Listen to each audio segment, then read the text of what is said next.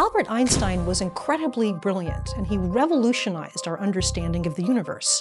Einstein was a true genius. Seberapa pintar Albert Einstein sebenarnya? It's being called the breakthrough of the century. Albert Einstein first explained them in his general theory of relativity a century ago.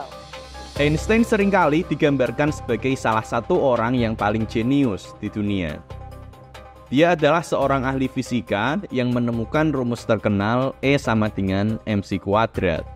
Tapi seberapa jeniuskah Einstein sebenarnya? Einstein, wake up! I wasn't sleeping, sir. I was thinking. Oh, really? About what exactly? The secrets of the cosmos, I suppose. Banyak orang yang masih belum mengetahui gambaran lengkap tentang seberapa jenius Albert Einstein sebenarnya. Ada yang bilang Einstein dianggap jenius karena dia memiliki nilai IQ yang tinggi. Tapi IQ sendiri bukanlah sebuah ukuran kecerdasan. Dan juga banyak orang yang memiliki nilai IQ yang justru lebih tinggi daripada Einstein. Ada yang bilang Einstein dianggap jenius karena dia dapat menemukan formula fisika baru, E sama dengan mc². Tapi banyak ilmuwan lain pun yang juga dapat melakukan hal serupa, dan bahkan formula yang mereka temukan lebih sering digunakan daripada formula Einstein. Jadi pertanyaannya, seberapa pintar Albert Einstein sebenarnya? Untuk mengetahuinya, kita akan mulai dari masa kecil Einstein terlebih dahulu. Banyak mitos yang mengatakan bahwa Einstein kecil adalah seorang anak yang bodoh. Dia memiliki keterlambatan berbicara dan ini membuat keluarganya khawatir. Kemudian di sekolah, dia dianggap sebagai siswa yang nakal dan memiliki kemampuan akademik yang buruk. Namun, informasi ini tidak sepenuhnya tepat. Albert Einstein lahir dari keluarga yang cukup berada di Jerman.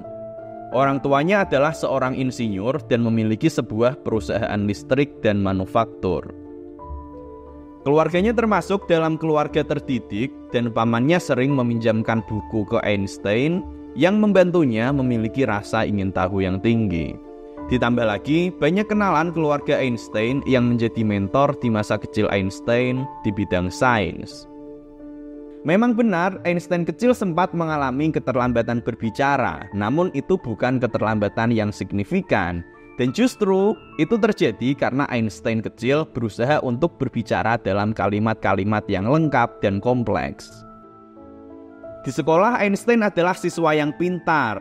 Nilainya di bidang matematika dan fisika sangat tinggi, meskipun nilai di mata pelajaran bahasa terbilang rata-rata.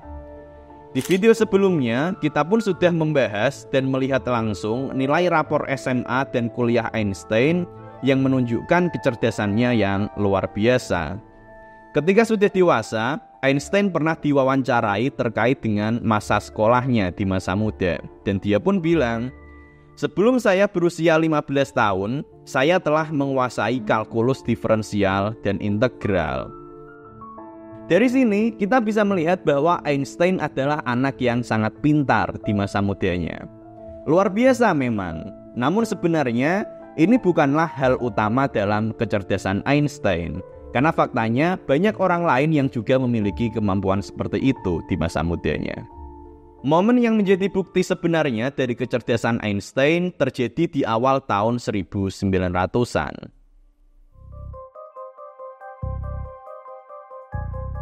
Begini, di abad ke-19, ilmu fisika telah berkembang dengan sangat pesat semenjak Newton membuat fondasi dasar fisika di abad ke-17 melalui hukum gerak dan hukum gravitasinya.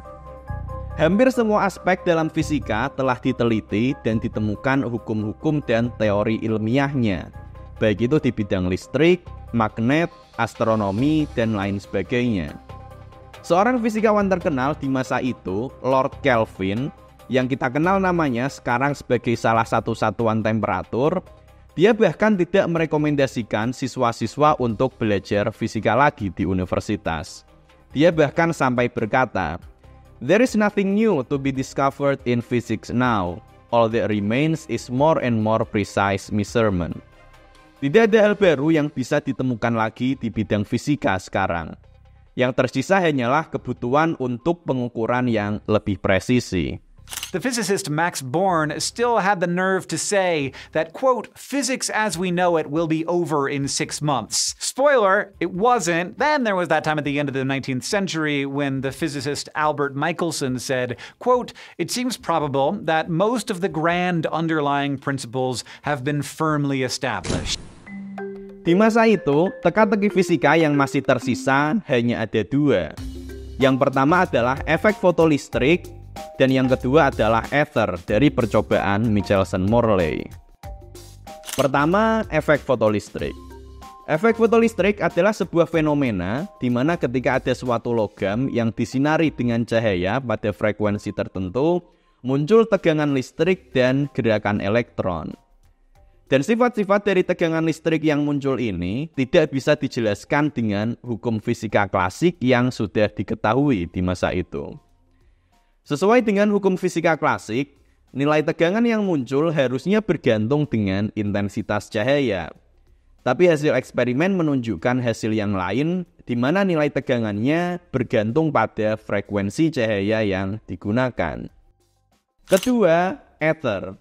Pada percobaan yang dilakukan oleh Michelson-Morley, mereka melakukan pengukuran untuk menguji keberadaan ether, yang dianggap sebagai medium tak terlihat yang menjadi tempat untuk gelombang elektromagnetik merambat. Namun eksperimen ini tidak bisa mendeteksi keberadaan ether dan hal ini tidak dapat dijelaskan secara fisika klasik. 2 hal ini adalah bagian yang belum terselesaikan di fisika, hanya 2 bagian ini saja. Untuk bidang-bidang lain, hukum dasarnya sudah ditemukan, hanya perlu pendetailan saja, sementara untuk 2 hal ini, secara hukum fisika sama sekali tidak sesuai dengan apa yang dipahami di masa itu. Dan tahukah kamu, kedua teka-teki yang menjadi kebuntuan di fisika tersebut diselesaikan oleh satu orang. Namanya Albert Einstein. That the man's name was Albert Einstein. Pada kasus efek fotolistrik, Einstein membuat sebuah pendekatan baru bahwa energi dari cahaya sebenarnya terkuantisasi dalam paket-paket partikel kecil yang disebut dengan foton. Dan dengan pendekatan ini, dia berhasil menjelaskan seluruh karakteristik dari efek fotolistrik. Dan bukan hanya dia berhasil untuk menyelesaikan problem efek fotolistrik ini, tapi pendekatan yang dia lakukan kemudian juga membuka cabang ilmu fisika baru, yang sekarang kita kenal sebagai fisika kuantum. Kemudian pada kasus percobaan ether oleh Michelson-Morley, Einstein pun melakukan pendekatan baru yang belum pernah dilakukan oleh ilmuwan lain. Ketika menganalisis teka-teki ether yang tidak sesuai dengan hukum elektromagnetika yang dipahami di waktu itu, para ilmuwan kebanyakan mencoba untuk menganalisis ulang hukum-hukum terkait dengan listrik dan tentang magnet. Tapi Einstein melakukan pendekatan yang benar-benar berbeda. Dia menyelesaikannya dengan 2 buah postulat. 1. Semua hukum fisika berlaku sama pada kerangka acuan diam. 2. Kecepatan cahaya bersifat konstan bagi semua pengamat. Dengan dasar ini, dia melakukan analisis dan berhasil menjelaskan eksperimen Michelson-Morley. Hasil analisis Einstein menunjukkan bahwa waktu tidak bersifat absolut, tapi bersifat relatif. Begitu juga dengan ruang yang bisa berkontraksi dan menunjukkan bahwa tidak perlu medium seperti ether agar gelombang elektromagnetik bisa merambat. Jawaban Einstein ini kemudian membuka sebuah cabang ilmu fisika baru yang dikenal dengan nama relativitas. Oke, bayangkan teman-teman. Di abad ke-19, hampir semua hukum fisika sudah ditemukan. Yang tersisa hanya 2 buah teka-teki, hanya ada 2 jalan buntu ini.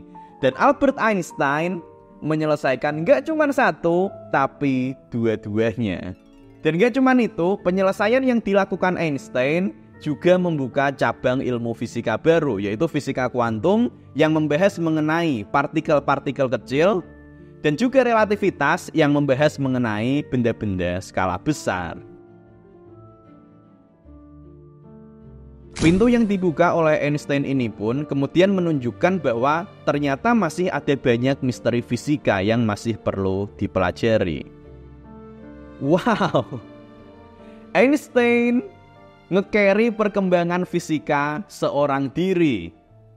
Ya tentu saja ada banyak ilmuwan lain juga yang bekerja pada bidang-bidang yang sama, tapi Einstein berhasil membukakan pintu yang buntu ini. Dan itu adalah gambaran seberapa jenius Einstein sebenarnya. Dan ini masih belum selesai. Ada sebuah kesalahan yang dilakukan Einstein yang justru menunjukkan bahwa Einstein adalah seorang yang benar-benar jenius. Dia menyebut kesalahan ini sebagai the biggest blunder, blunder terbesar Einstein. Begini, setelah berhasil dengan teori relativitas khususnya, Einstein melakukan analisis lanjutan dalam bentuk yang lebih umum, yang disebut dengan teori relativitas umum. Teori relativitas umum ini singkatnya menunjukkan bahwa ruang waktu dapat melengkung, dan gravitasi dihasilkan akibat oleh lengkungan ruang waktu ini. Persamaan dari relativitas umum dituliskan dalam bentuk seperti ini. Persamaan inilah yang dapat digunakan untuk menghitung lengkungan ruang waktu, termasuk yang dihasilkan oleh black hole misalnya. Nah, pada persamaan ini, Einstein menambahkan konstanta dengan simbol lambda, yang dia sebut sebagai cosmological constant atau konstanta kosmologi. Uniknya begini, sebenarnya persamaan relativitas umum Einstein harusnya memiliki bentuk seperti ini, tanpa ada lambda. Namun persamaan ini mengindikasikan bahwa alam semesta bersifat dinamis. Sementara pada waktu itu, para ilmuwan beranggapan bahwa alam semesta bersifat statis. Pada waktu itu, para astronom percaya bahwa alam semesta adalah sebatas galaksi Bima Sakti saja. Galaksi lain masih belum ditemukan, atau lebih tepatnya belum diidentifikasi sebagai galaksi lain selama beberapa tahun. Dan konstanta ini ditambahkan oleh Einstein untuk mengakomodir hal itu, agar alam semesta bersifat statis. Namun, selang beberapa waktu, berdasarkan pengamatan yang dilakukan oleh Hubble terhadap galaksi-galaksi yang ada di luar angkasa, diketahui bahwa ternyata alam semesta mengembang. Alam semesta ternyata tidak statis. Alam semesta ternyata dinamis. Sesuai dengan apa yang diindikasikan oleh persamaan asli yang dibuat Einstein. Dan ini lagi-lagi menunjukkan salah satu kejeniusan Einstein. Bayangkan, Einstein duduk di meja, melakukan otak-atik rumus, dan dia menyimpulkan bahwa alam semesta ternyata mengembang. Namun karena pada waktu itu pemahaman yang umum adalah alam semesta bersifat statis, dia menambahkan konstanta di dalam persamaannya. Dia sedekat itu dengan kesimpulan bahwa ada galaksi lain di alam semesta yang terus mengembang menjauhi kita. Dan itu semua ia pahami hanya dengan menggunakan sebuah pensil, selembar kertas, dan tentu saja pikiran yang luar biasa. Itulah gambaran lengkap seberapa jenius Albert Einstein sebenarnya.